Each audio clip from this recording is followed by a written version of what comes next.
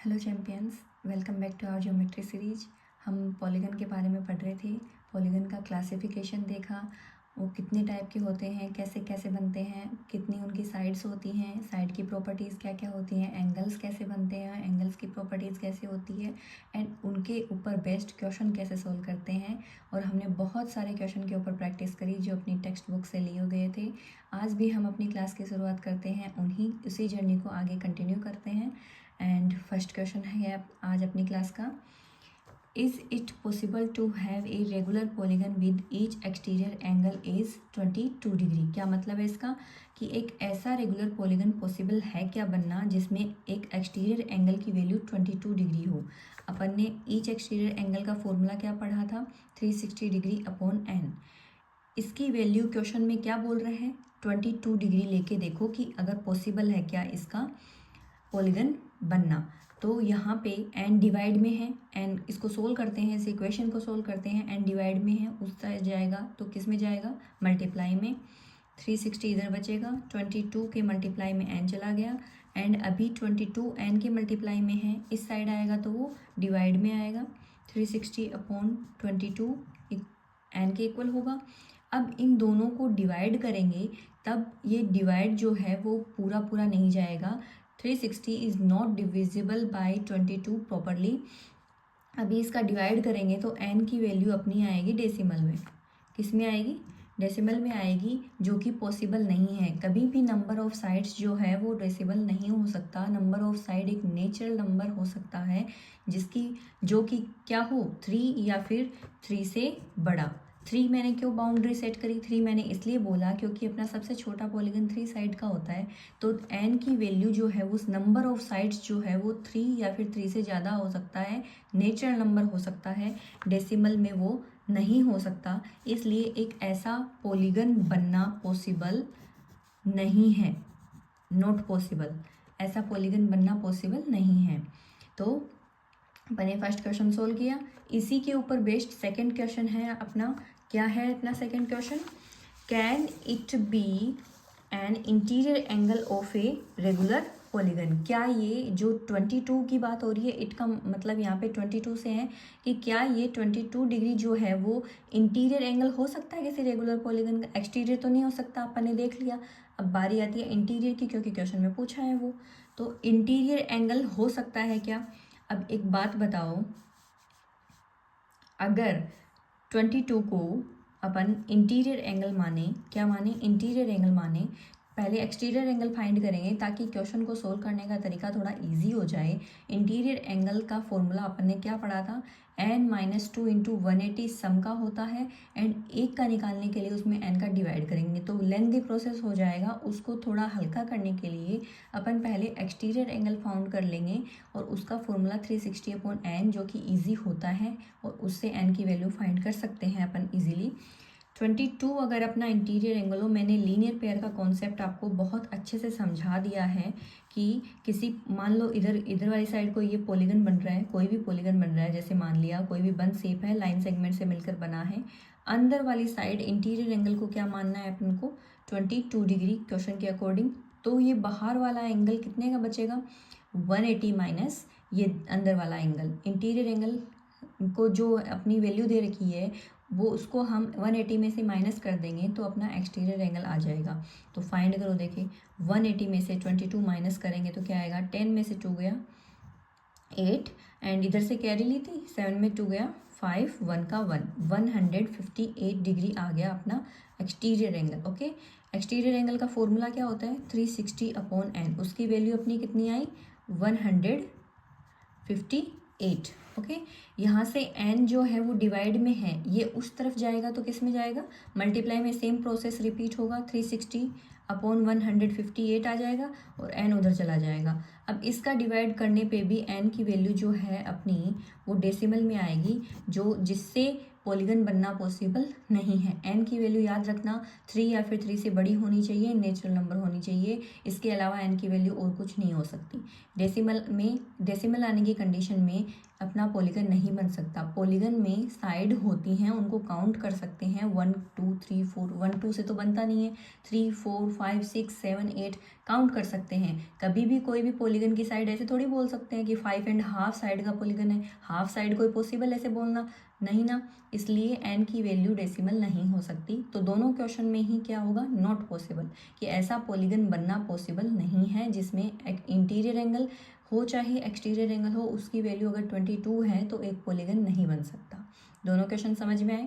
Third question की तरफ move करते हैं अपन। थर्ड क्वेश्चन क्या है अपना, what is the minimum interior angle possible for a regular polygon, की एक रेगुलर पॉलीगन के लिए मिनिमम इंटीरियर एंगल कितने डिग्री का पॉसिबल हो सकता है। इसके लिए सीधा दिमाग में एक टिक होना चाहिए, एक क्लिक करना चाहिए कि मिनिमम की बात हो रही है।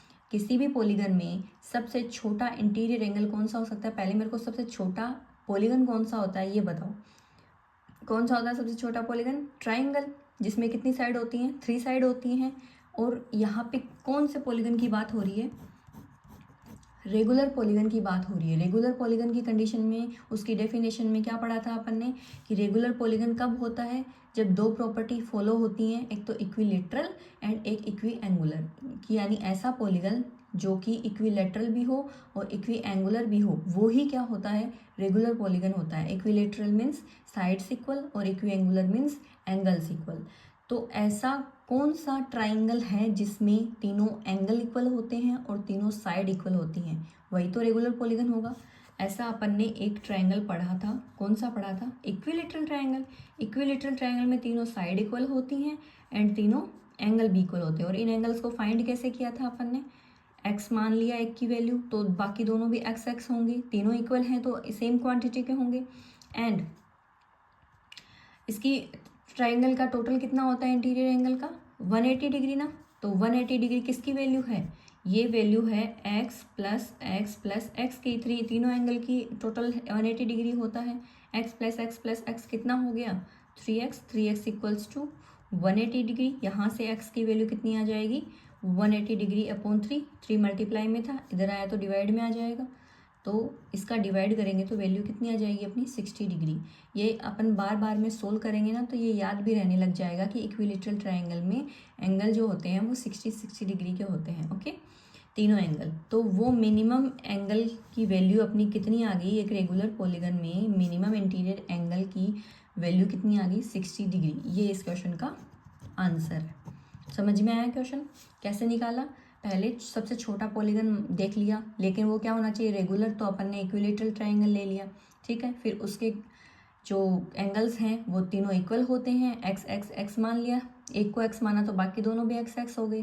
फिर तीनों का टोटल कितना होता है, 180 डिग्री। देन एक्स की वैल्यू निकाल ली अपन ने 60 डिग्री। तो वो मिनिमम इंटीरियर एंगल कितने का हो गया, 60 डिग्री का। नेक्स्ट क्वेश्चन देखना, इसी पे बेस्ड है, कोई हार्ड नहीं है वो। What is the maximum exterior angle possible for a regular polygon. Exterior angle की बात हो रही है और कौन से की, मैक्सिमम की बात हो रही है। मैक्सिमम एक्सटीरियर एंगल कौन सा पॉसिबल है एक रेगुलर पॉलीगन को बनाने में। मिनिमम की वैल्यू कितनी आई थी अपनी, 60 डिग्री ना। तो बताया हुआ है कि एक लाइन सेगमेंट पे इंटीरियर और एक्सटीरियर एंगल बनते हैं, इधर अंदर वाले साइड इंटीरियर बनता है और बाहर वाली साइड एक्सटीरियर बनता है। अगर मिनिमम इंटीरियर एंगल अपना 60 डिग्री आया था तो एक्सटीरियर एंगल फाइंड कर सकते हैं अपन।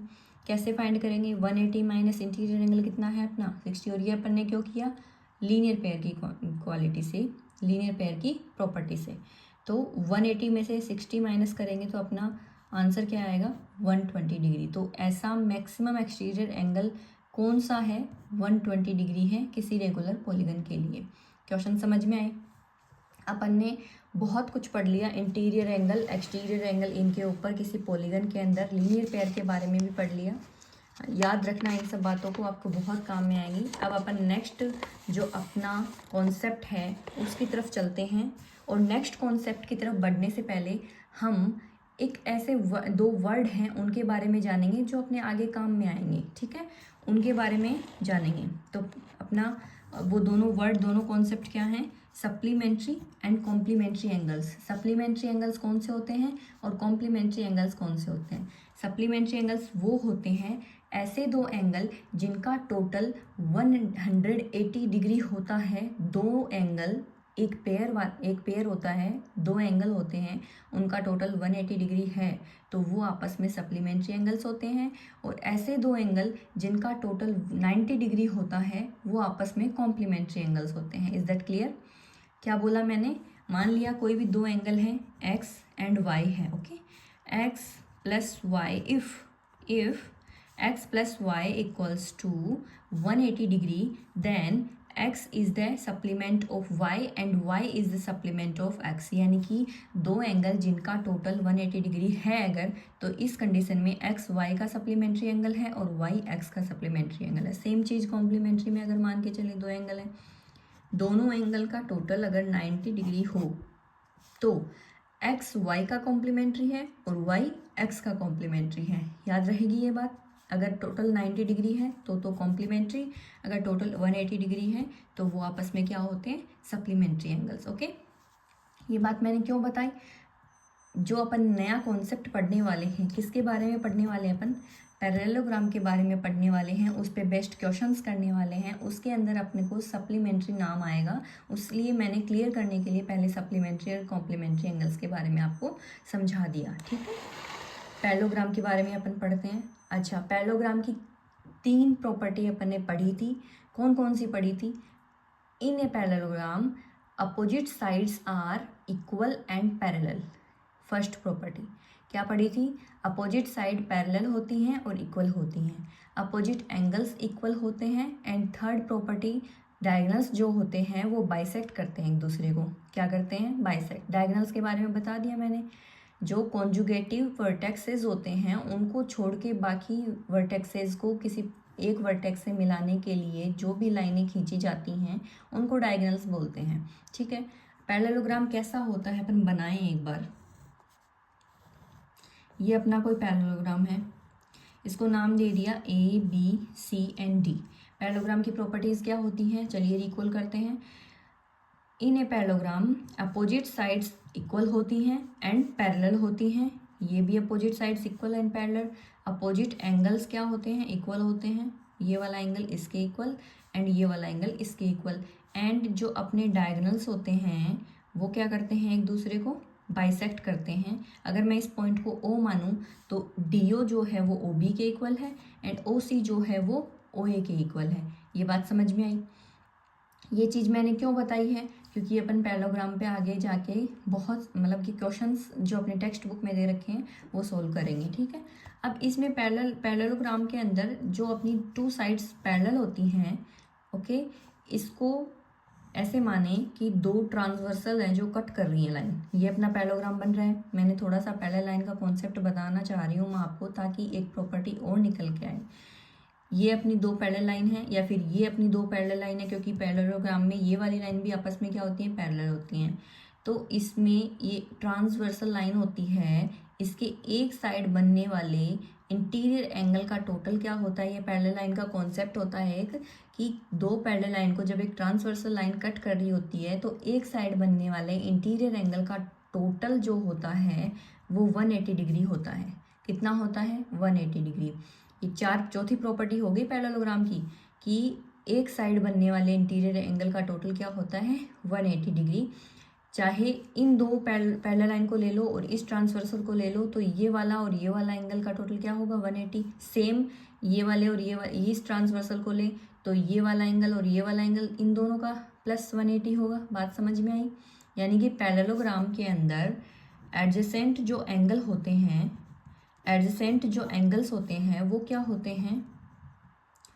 सॉरी, तो अपना जो पैरेललोग्राम होता है, क्या निकल के आया कि पैरेललोग्राम के अंदर जो अपने एडजेसेंट एंगल होते हैं उनका जो प्लस होता है वो कितना होता है? 180 डिग्री का होता है, ठीक है। बात समझ में आई? कितने डिग्री का होता है? 180 डिग्री का। ये 4-5 प्रॉपर्टी हो गई। Parallel line, opposite sides are parallel and equal, opposite angles are equal and diagonals are bisect each other and adjacent angles का टोटल कितना होता है? 180 डिग्री। क्वेश्चन सोल्व करें अब। इतनी प्रॉपर्टी होती है पैरेललोग्राम की, पढ़ ली। अपने फर्स्ट क्वेश्चन पे आते हैं अपन। फर्स्ट क्वेश्चन क्या है अपना? Find the parameter of a parallelogram P Q R S. ये अपना पी क्यू आर एस कोई दे रखा है। अच्छा, पैरामीटर क्या होता है? पैरामीटर होता है बाउंड्री को पैरामीटर बोलते हैं, ठीक है। जब हम एक पॉइंट से शुरू करके और उसी पॉइंट पे चक्कर लगा के दोबारा से वहीं पे आ जाएं, जो डिस्टेंस अपन ने कवर की है उसी को क्या बोलते हैं? पैरामीटर बोलते हैं।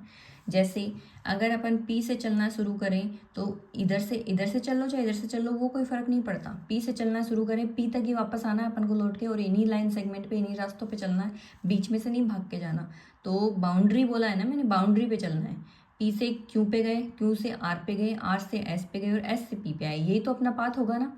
इस पाथ को, जो ये डिस्टेंस कवर की, इसी को क्या बोलते हैं? पैरामीटर। ऐसी बात नहीं है कि ये पैरेललोग्राम की प्रॉपर्टी है। पैरेललोग्राम के साथ में चाहे कोई भी पॉलीगन हो, किसी एक पॉइंट को पकड़ के अपन चलें, उस पॉइंट से चलना शुरू करके उसी पॉइंट पे वापस आ जाएं, उसी को क्या बोलते हैं? पैरामीटर बोलते हैं। जैसे अपना सर्कल होता है, सर्कल में ऐसे बनाऊं तो यहाँ से मैंने स्टार्ट किया, फिर किसी और पॉइंट से स्टार्ट किया, अगर मैं घूम के दोबारा यहीं पे आ जाऊँ तो ये सर्कल की बाउंड्री होती है, और इसी को सर्कल का पैरामीटर बोलते हैं, जिसको अपन सर्कमफेरेंस भी बोलते हैं।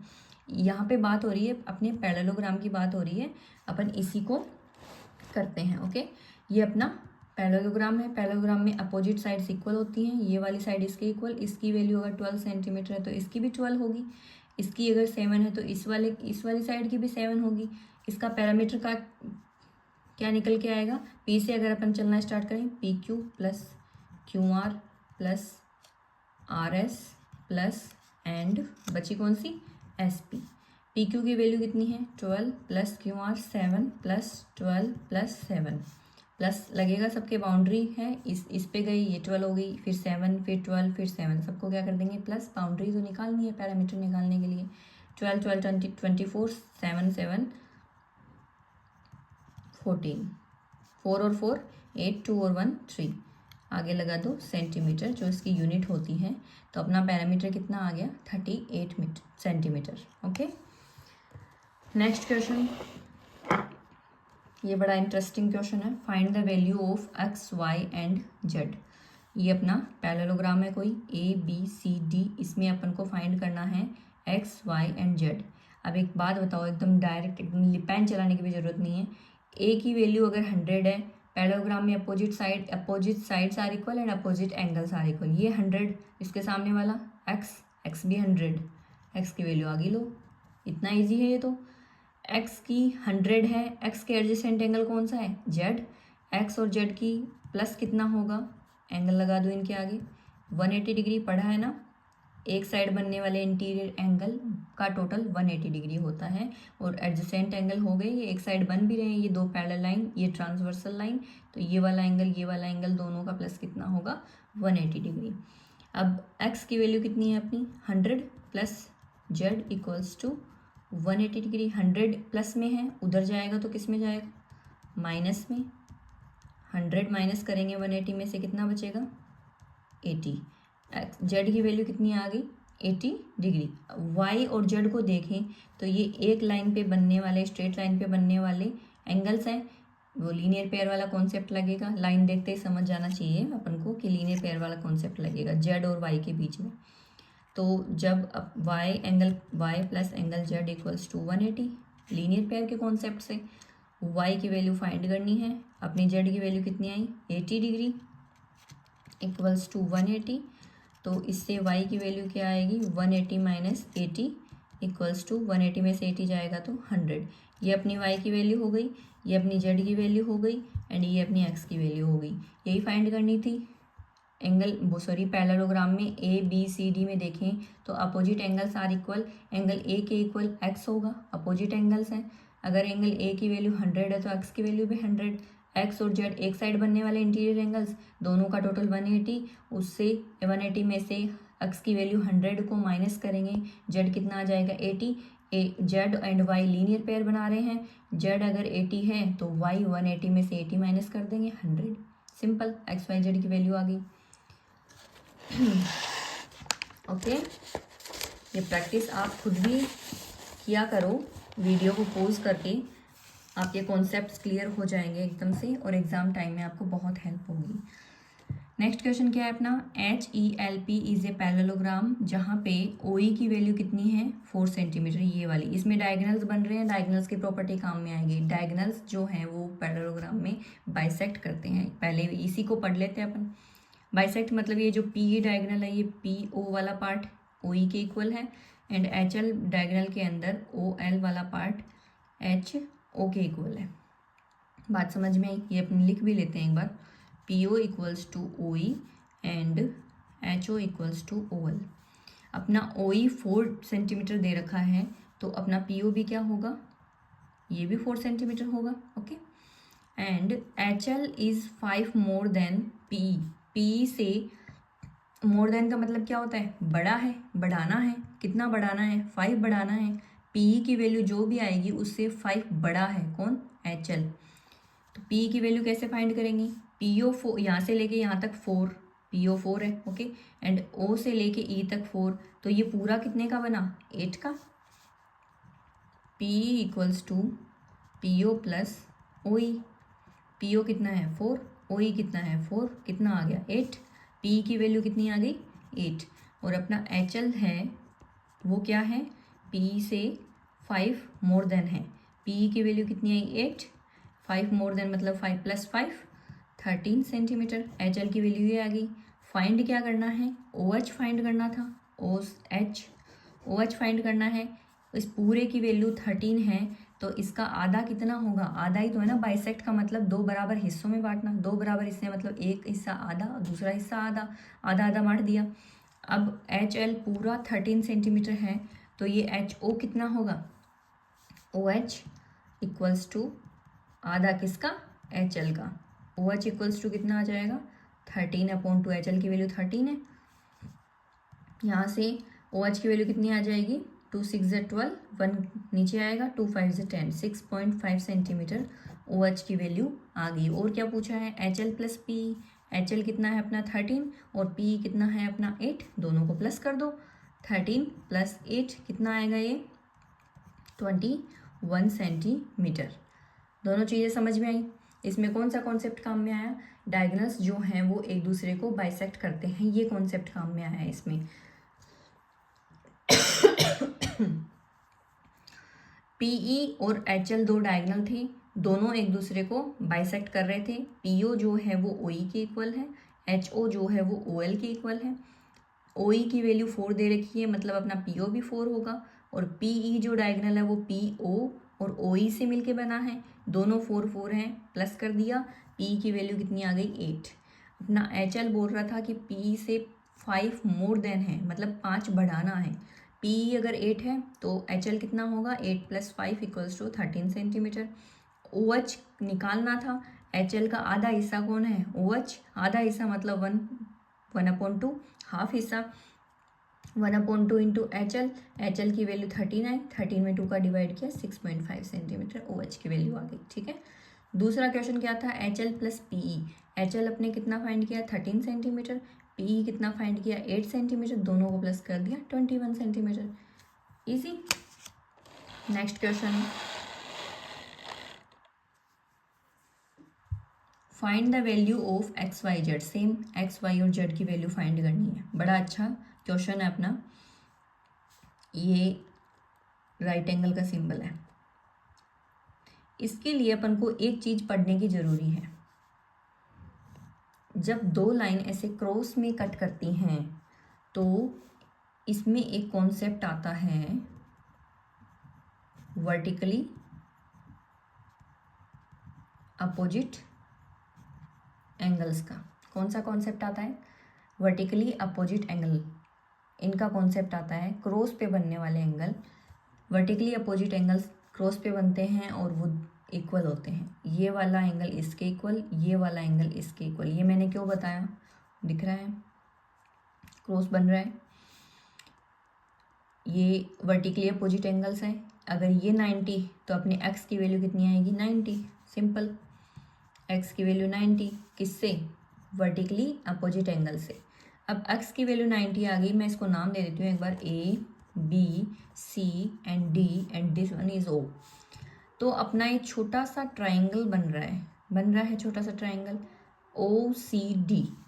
कौन सा triangle? O C D. In triangle O C D के अंदर एंगल ओ की वैल्यू एक्स थी, कितनी? 90 डिग्री। सी की वैल्यू वाई है एंड वाई है। सी की वैल्यू 30 है एंड डी की वैल्यू वाई है। ओके, तीनों एंगल का टोटल कितना होता है किसी भी ट्राइंगल में? 180 डिग्री। उसका यूज़ करेंगे अपन। Angle O plus angle C plus angle D equals to 180 degree. Angle O की वैल्यू कितनी है अपनी? एक्स की बात हो रही है यहाँ पे, 90। सी की वैल्यू कितनी है? 30 और डी की वैल्यू वाई है।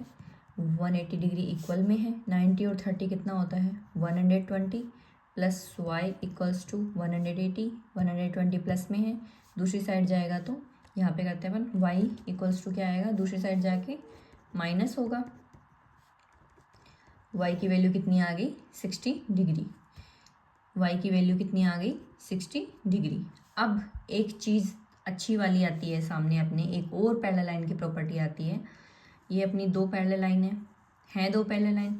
ये एक ट्रांसवर्सल लाइन है, दो पैरेलल लाइन और एक ट्रांसवर्सल लाइन ऐसे है। ओके, तो अपना जो ये जेड शेप बनती है, कौन सी शेप? जेड शेप बनती है। इस जेड शेप पे बनने वाले जो एंगल होते हैं, ये वाला और ये वाला, ये वाला और ये वाला, ये आपस में क्या होते हैं? इक्वल होते हैं। क्या होते हैं? इक्वल होते हैं। जेड शेप पे बने एंगल इक्वल होते हैं। पैरेलल लाइन की आज मैंने कौन कौन सी प्रॉपर्टी बता दी? पैरेलल लाइंस की एक प्रॉपर्टी ये बता दी कि ट्रांसवर्सल के एक साइड बनने वाले इंटीरियर एंगल का टोटल 180 डिग्री होता है।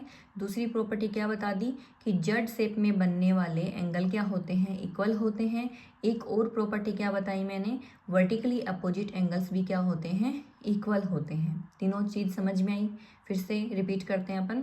जेड शेप पे बनने वाले एंगल्स इक्वल होते हैं पैरेलल लाइंस की कंडीशन में। ओके, जेड शेप पे बनने वाले एंगल इक्वल होते हैं, वर्टिकली अपोजिट एंगल्स इक्वल होते हैं, एंड एक और क्या था?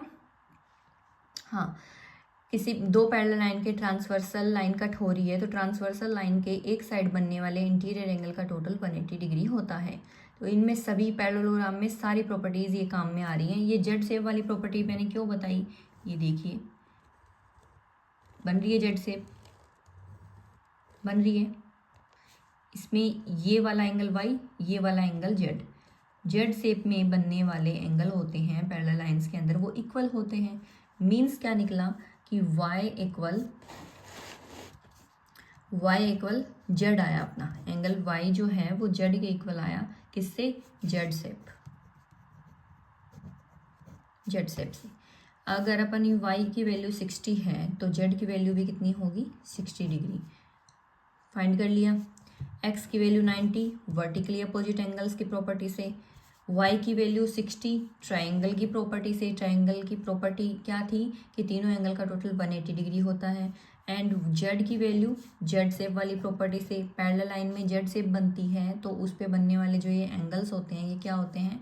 इक्वल होते हैं। उस प्रॉपर्टी से z की वैल्यू एक्स वाई जेड की वैल्यू फाइंड करनी थी।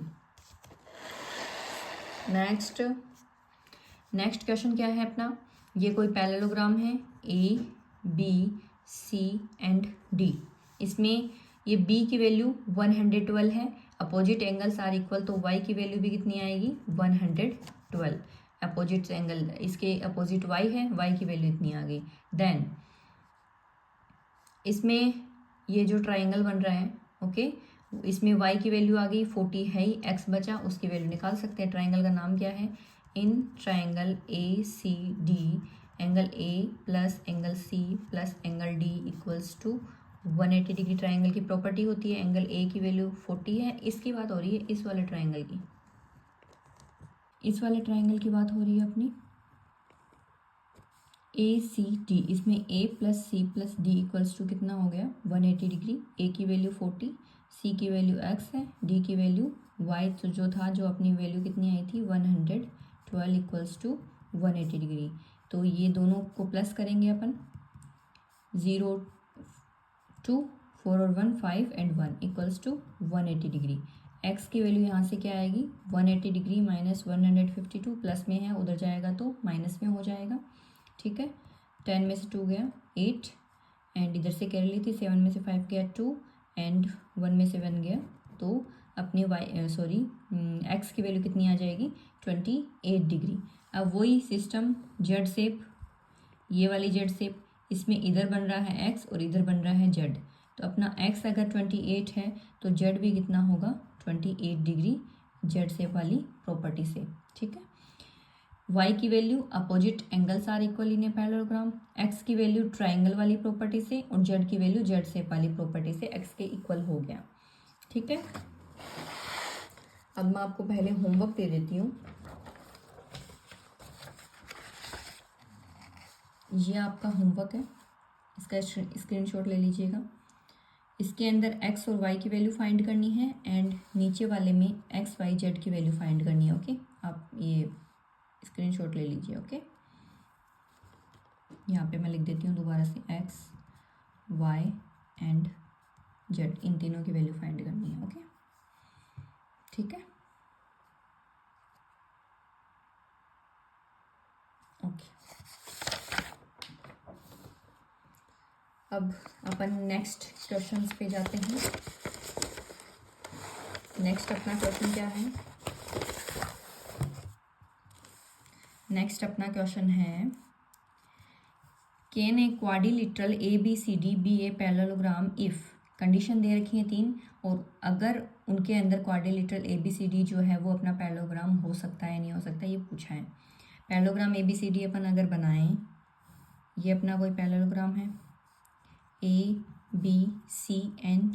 ओके, इसमें फर्स्ट कंडीशन क्या बोली है, angle D plus angle B equals to 180 degree. Angle D ये वाला, एंगल B ये वाला।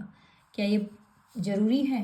अपोजिट एंगल्स का के बारे में अपन ने पैरेललोग्राम के अंदर क्या पढ़ा कि वो क्या होते हैं, इक्वल होते हैं। ये तो प्रॉपर्टी जरूर पड़ी थी, लेकिन कहीं पे ये पढ़ा था कि इन दोनों का टोटल 180 हो तो वो पैरेललोग्राम होता है, और ये जरूरी है कि 180 होना ही चाहिए। नहीं पढ़ी ना।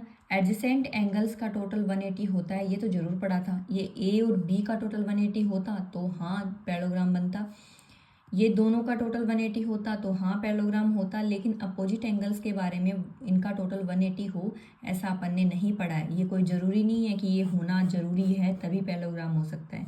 तो इसका आंसर क्या आएगा? नो, ये कंडीशन होना ज़रूरी नहीं है। अगर इसके बिना भी पैरेललोग्राम बन सकता है, बात ये है। ठीक है, अपोजिट एंगल्स इक्वल होने चाहिए। अपोजिट एंगल के बारे में यही पढ़ा था। सेकेंड कंडीशन क्या है? AB एंड DC, कौन सा? AB 8 DC भी 8। Okay, AD 4 and BC 4.4। ये तो साफ साफ दिख रहा है पैरेललोग्राम में अपोजिट साइड्स आर इक्वल होती हैं, जबकि इधर वाली और इधर वाली साइड इक्वल कहाँ है? तो इसका भी आंसर क्या होगा? नो। एंड थर्ड क्या है अपना?